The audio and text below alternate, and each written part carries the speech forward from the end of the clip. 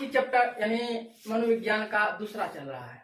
ठीक है, अब आज हम दूसरा चैप्टर मनोविज्ञान का पढ़ाने जा रहे हैं, जिसका शीर्षक है संस्कृति एवं बुद्धि, सामूहिक बुद्धि एवं सृजनात्मकता एवं अभिक्षमता के बारे में हमको पढ़ना आज अच्छे तरीके से पढ़ना है, ताकि हमको समझ में आ सके। यानी बस इसी के बारे में पढ़ना हमको, संस्कृति एवं बुद्धि और सामूहिक बुद्धि एवं सृजनात्मकता, दूसरा तुम्हारा या अभिक्षमता, इसके बारे में हमको पढ़ना अच्छे तरीके से पढ़ लेना। लेकिन हम पहले जान लेते हैं कि ये सांस्कृतिक बुद्धि, लेकिन इस चैप्टर के अंदर में हमको क्या चीज पढ़ना है, इनके बारे में हम लिख दिए हैं। सांस्कृतिक बुद्धि, दूसरा तुम्हारा तकनीकी बुद्धि, तीसरा है सामूहिक बुद्धि, अभिक्षमता, सृजनात्मकता एवं बुद्धि, मनोवैज्ञानिक अभिव्यक्तियों का मूल्यांकन, इनके बारे में हमको अच्छे तरीके से पढ़ लेना आज।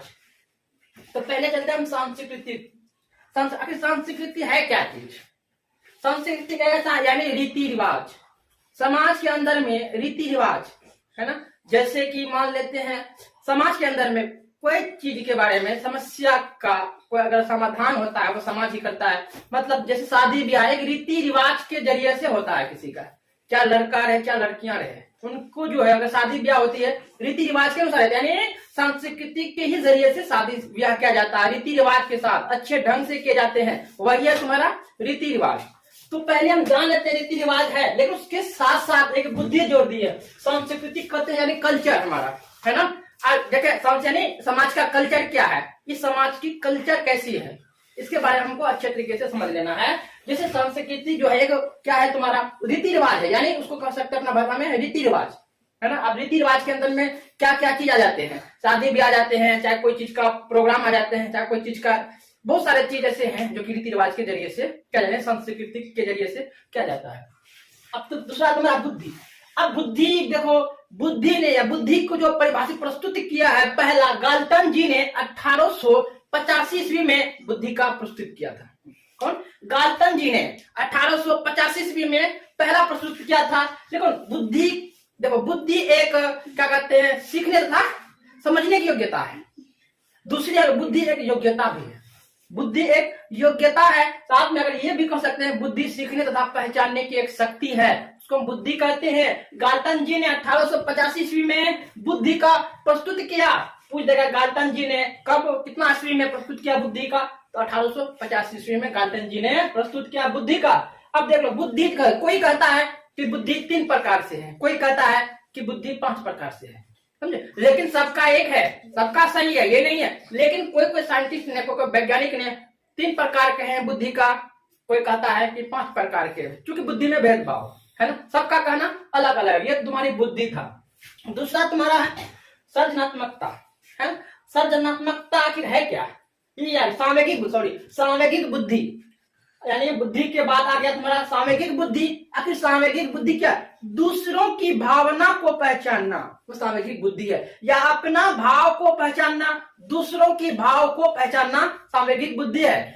तो जैसे कि सामूहिक बुद्धि को हम संवेगात्मक बुद्धि भी कह सकते हैं, या कहो सामूहिक बुद्धि, या कहो तुम संवेगात्मक बुद्धि, दोनों एक है। क्या ये तुम्हारा आ जाए, चाहे तुम्हारा वो पूछा जाए, लेकिन दोनों एक है, सामूहिक बुद्धि या संवेगात्मक बुद्धि। देख लो, सेलावी तथा मेयर ने 1990 ईस्वी में क्या किया है, सामूहिक बुद्धि का विकसित किया, मतलब दिया है।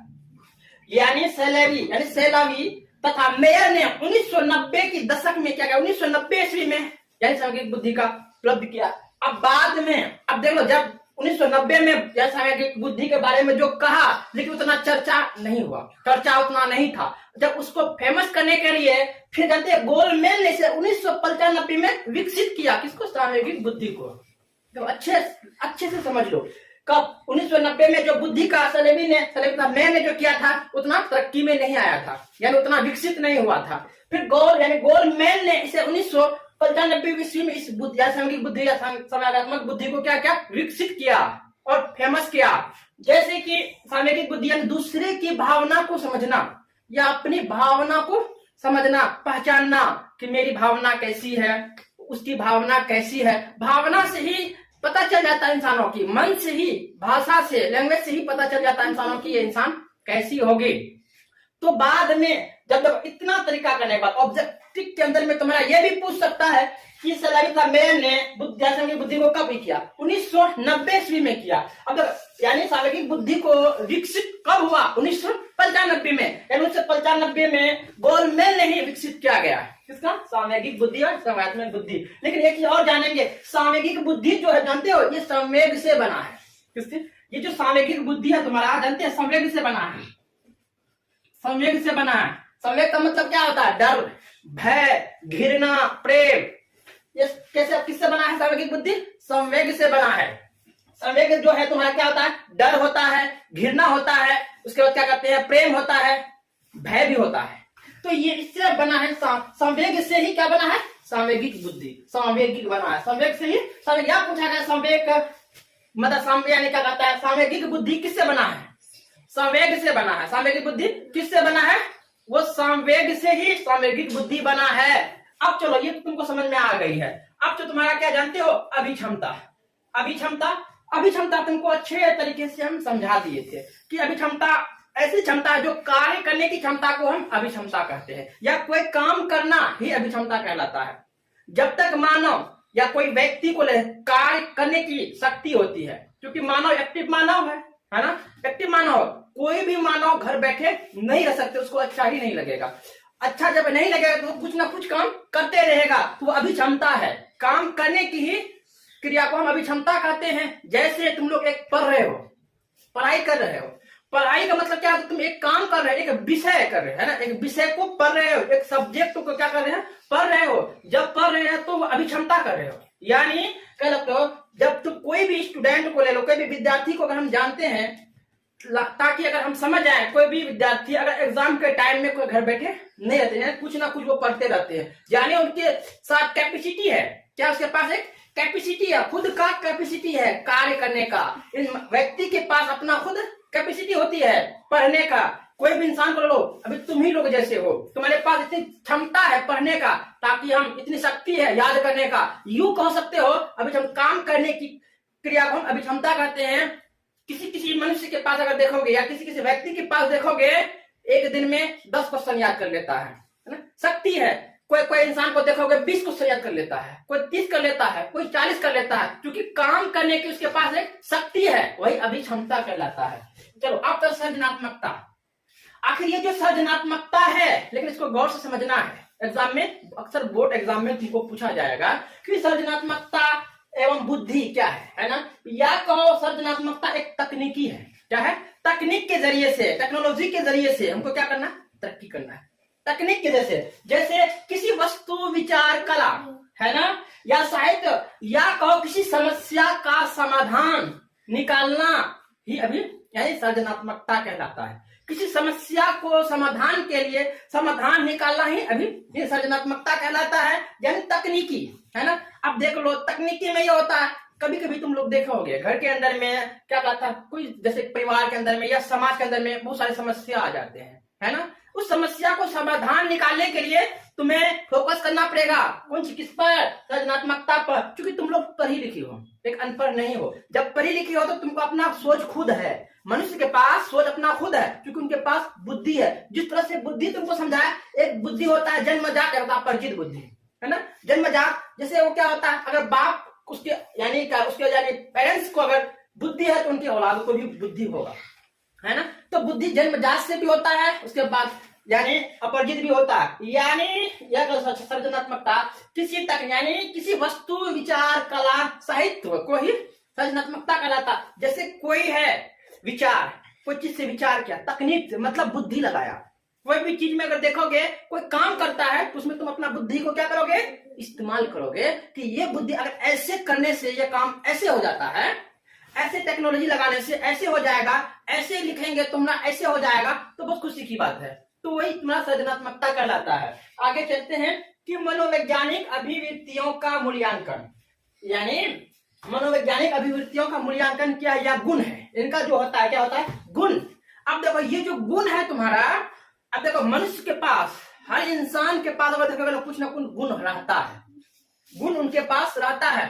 कोई होता है भीतर गुण, ना कोई होता गुण से भी बहुत कुछ हो सकता है, क्योंकि कला है उनके पास तो बहुत कुछ हो सकता है। गुण जैसे कोई चीज होता है, कुछ चीज का गुण होता है जानते हो? कुछ बनाने का, है ना। कुछ किसी के पास गुण होता है कि मतलब कीना होता है, लेकिन ये गुण नहीं है, कीना वाला गुण नहीं समझना हमको। बस ये गुण, जब कोई मनुष्य को क्या कहता है मनोवैज्ञानिक, जो मन से गुण सिखा जाता है, अपने दिल के अंदर से जो गुण है उनके पास कुछ करने का, टेक्नोलॉजी में तकनीक की सोचने के लिए जो गुण होता है अंदर से, वो तुम्हारा मनोविज्ञान उन्हीं का मूल्यांकन है। लेकिन एक अभिक्षमता के बारे में अगर हम देखते हैं तो 2 वर्गों में विभाजित किया गया है। अभिक्षमता को 2 वर्गों में विभाजित किया गया है। एक होता है बहु अभिक्षमता, दूसरा था विशिष्ट अभिक्षमता। यानी बहु अभिक्षमता जो है और विशिष्ट अभिक्षमता, यानी अभिक्षमता का कितने वर्गों में बांटा गया है? 2 वर्गों में बांटा है। एक बहु अभिक्षमता, दूसरा विशिष्ट अभिक्षमता। बस हमको लिखना अभिक्षमता, कार्य करने की क्षमता को हम अभिक्षमता कहा जाता है। अभिक्षमता को 2 वर्गों में बांटा गया। एक क्या कहते हैं बहु अभिक्षमता, दूसरा कहता है विशिष्ट अभिक्षमता। बोलो यहां तक समझने में। अब देखो यहाँ से तुम्हारी बहुत सारे ऑब्जेक्टिव निकल के आ रहे हैं। बस हमको अगर एक झलक अच्छे से देख लेना है, ऑब्जेक्टिव तुम्हारा जैसे पूछ देगा कि यानी सामाजिक यानी संवेग से कौन सा लफ्ज बना है, यानी सामयिक या सामयिक किससे बना है? संवेग से बना है ना। अब सामयिक बुद्धि जो तुम्हारा जानते हैं, इसको पहला जो प्रस्ताव किया कौन किया है? सैलावी तथा मेयर ने कब किया है? 1990 ईस्वी में किया है। गोलमेल ने जब 90 में किया था, विकसित उतना नहीं हुआ था। बाद में गोलमेल ने इसके बारे में चर्चा किया, फिर 1995 में जाकर के क्या क्या सामयिक बुद्धि फिर विकसित हुआ। अब देखो यहाँ पे समझने में नहीं, बुद्धि के बारे में गाल्टन जी ने 1885 ईस्वी में बुद्धि का प्रस्तुत किया, बुद्धि के बारे में क्योंकि उसके बाद बहुत सारे वैज्ञानिक आए, अपने अपने परिभाषा दिए बुद्धि के बारे में। कोई कहा योग्यता है, कोई कहा कार्य करने की, यानी क्या कहता है सोचने तथा सीखने की शक्ति है बुद्धि, है ना। बहुत सारे बुद्धि का कंफर्म नहीं हुआ, आते जाते हैं उसका परिभाषा देते जाते हैं, उस पर हमको ध्यान नहीं देना।